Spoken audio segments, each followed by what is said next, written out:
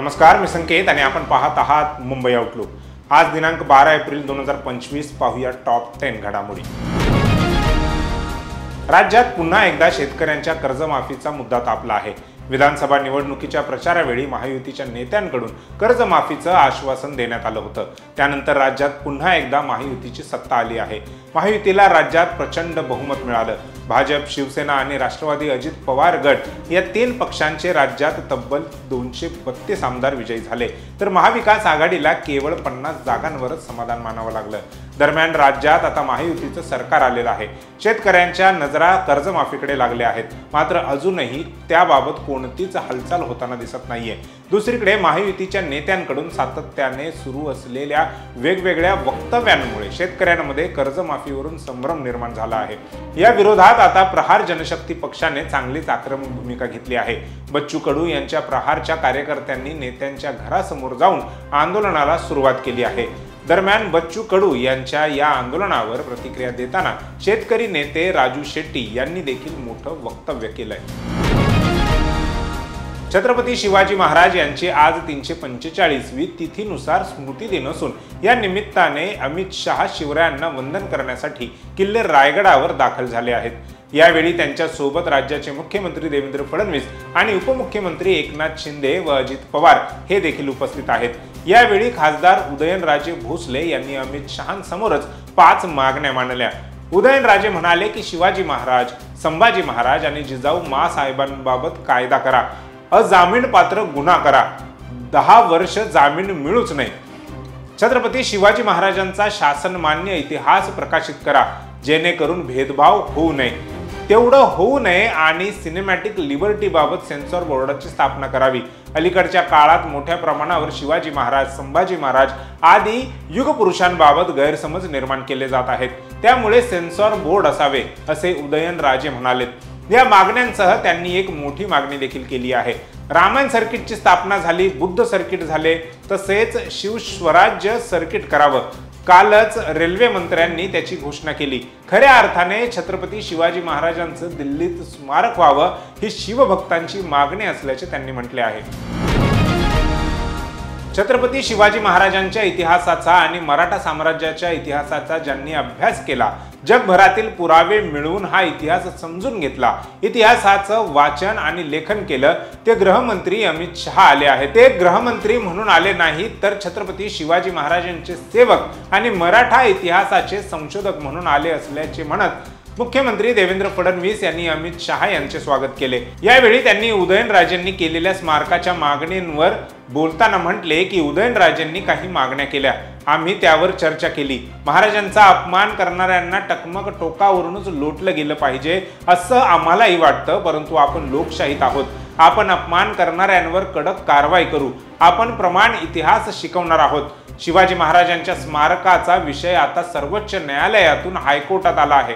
आम्ही कोर्टात या प्रकरणी लढा देऊ। फुले सिनेमावर RSSचा दबाव असल्याचं सांगितलं जात आहे, ज्यामुळे सिनेमा प्रदर्शित होण्यात अडचणी येत आहेत, असा प्रश्न संजय राऊत यांना विचारण्यात आला। यावर राऊत म्हणाले की आमच्या पक्षाची एक भूमिका आहे।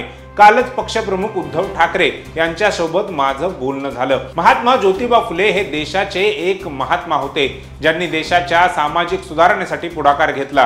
पुढे संजय राऊत म्हणाले की महिलांना शिक्षणाचा अधिकार देण्यासाठी असंख्य संकटांना सामना फुलेंनी केला। आता सिनेमात जे काही दाखवलं जातंय ते खोटं तर नाहीये, तेव्हा जे काही झालं होतं ते सर्व रेकॉर्डमध्ये आहे।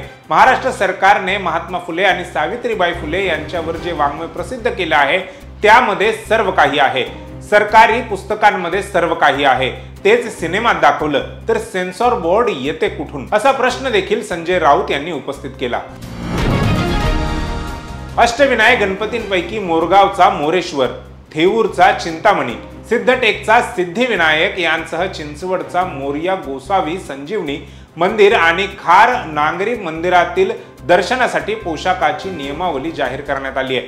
ही 5 मंदिरं ज्या ट्रस्टच्या अंडर आहेत त्या चिंचवड देवस्थान ट्रस्ट कडून ही वस्त्र संहिता लागू करण्यात आली आहे। मात्र ही सक्ती नाही तर मंदिराचे पावित्र्य राखण्यासाठी तोकडे कपडे परिधान करून दर्शनासाठी न येण्याची विनंती करण्यात आल्याचेही चिंचवड देवस्थान ट्रस्टचे म्हणणे आहे। त्यामुळे यापुढे अष्टविनायकांपैकी पुणे जिल्ह्यातील 5ही गणपती मंदिरात आता परिपूर्ण आणि अंग भरून पोशाख घालूनच भाविकांनी दर्शनाच्या रांगेत उभे राहिले पाहिजे।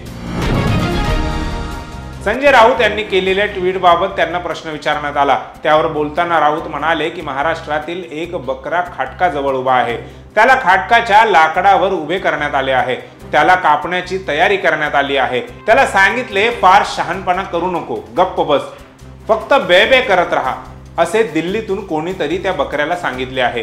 त्या ट्विट वरून खाली लिहिलेले शी गट असे लिहिले आहे, त्याचा अर्थ काय असे विचारल्यावर राऊत म्हणाले ते तुम्हीच शोधा, राज्याच्या राजकारणात काहीतरी होत आहे, ते योग्य वेळी मी तुम्हाला सांगणार आहे, असे राऊत यांनी पुढे म्हटले। हनुमान जयंतीच्या उत्सवाबाबत ज्या शोभायात्रा निघाल्या आहेत त्यावर संजय राऊत यांनी टीका केली। हनुमान जयंतीच्या शोभायात्रा या पद्धतीने निघत नाहीत, चर्च मशिदीसमोर कधीच शोभायात्रा काढण्यात येत नव्हती, या माध्यमातून देशातील वातावरण खराब करण्याचा प्रयत्न केला जात आहे। छत्रपती शिवाजी महाराज यांच्या 345व्या पुण्यतिथी निमित्त केंद्रीय गृहमंत्री अमित शहा शनिवारी रायगड किल्ल्यावर दाखल झाले होते। अमित शहा यांच्यासोबत मुख्यमंत्री देवेंद्र फडणवीस आणि उपमुख्यमंत्री अजित पवार आणि एकनाथ शिंदे हे देखील उपस्थित होते। रायगडावरील शिवपुण्यतिथी निमित्ताने झालेल्या या कार्यक्रमात ऐनवेळी देवेंद्र फडणवीस यांना भाषणाची संधी देण्यात आली, मात्र अजित पवार यांचं भाषणच झालं नसल्याचं पाहायला मिळाले। छत्रपती शिवाजी महाराज यांच्या समाधीच्या नूतनीकरणाच्या शताब्दी सोहळ्यातील कार्यक्रमात आयोजकांनी मुख्यमंत्री देवेंद्र फडणवीस यांचे नाव भाषणासाठी पुकारले, मात्र ते गेले नाही। यावेळी त्यांच्याकडून एकनाथ शिंदे यांचं नाव सुचवण्यात आल्याचे पाहायला मिळाले। देवेंद्र फडणवीस यांनी शिंदे साहेब असं म्हणत एकनाथ शिंदे यांना वेळेवर भाषण करण्याची संधी दिली, मात्र अजित पवार यांचे नाव देखील घेतले नाही आणि भाषणही झाले नसल्याचे दिसून आले। या सोहळ्यात मोजकीच भाषणे झाली होती, यामध्ये दोन्ही उपमुख्यमंत्र्यांची नावे नव्हती, परंतु देवेंद्र फडणवीसांनी शिंदेंना ऐनवेळी भाषणाची संधी दिल्याने राजकीय वर्तुळात चर्चांना उधाण आले आहे। नागपूर जिल्ह्यातील उमरेड MIDC परिसरातील एका ॲल्युमिनियम कंपनीत शुक्रवारी संध्याकाळी मोठा स्फोट झाला। या स्फोटानंतर लागलेल्या आगीत 5 जणांचा मृत्यू झाला आहे, तसेच 11 जण गंभीर जखमी झाले आहेत। जखमींपैकी काही जणांची प्रकृती अतिशय गंभीर आहे। स्फोट झाला त्यावेळी कंपनीत 150 कामगार होते। स्फोटानंतर सर्वांनी बाहेर धाव घेतल्यामुळे अनेकांचे जीव वाचले, अन्यथा मोठी दुर्घटना घडली असती। कंपनीतील हा स्फोट नेमका कशामुळे झाला याचे कारण अद्याप अस्पष्ट आहे। स्फोटानंतर निर्माण झालेले धुरांचे लोळ हे 1 किलोमीटर पर्यंत दिसत होते। कलेक्टिव्ह आर्टिस्ट नेटवर्क आणि कंटेंट क्रिएटर नील सालेकर यांनी मिळून मराठी माइंडेड या नव्या क्रिएटिव्ह एजन्सीची घोषणा केली आहे।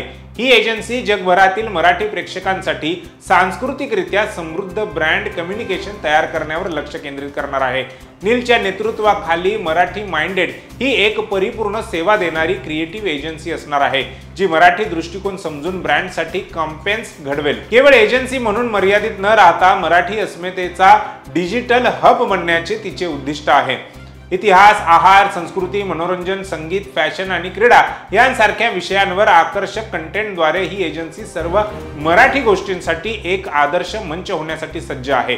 स्थानिक व्यवसाय असो की जागतिक ब्रँड्स, मराठी माइंडेड महाराष्ट्र व त्या पलीकडील मराठी प्रेक्षकांपर्यंत पोहोचण्यासाठी सल्लागार सेवा आणि सर्जनशील मार्गदर्शन देईल।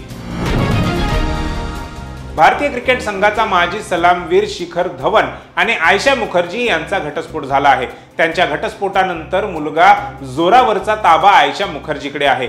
अशात गेल्या काही वर्षांपासून शिखर धवन जोरावरला भेटण्यासाठी आणि त्याच्याशी बोलण्यासाठी आतुर आहे, परंतु त्याचा फोन नंबर ब्लॉक केल्यामुळे त्याला मुलाशी संपर्क देखील साधता येत नाही। शिखर धवन त्याचा नंबर ब्लॉक आहे हे माहीत असूनही दर 3 ते 4 दिवसांनी नियमितपणे त्याचा मुलगा जोरावरला मेसेज करत असतो।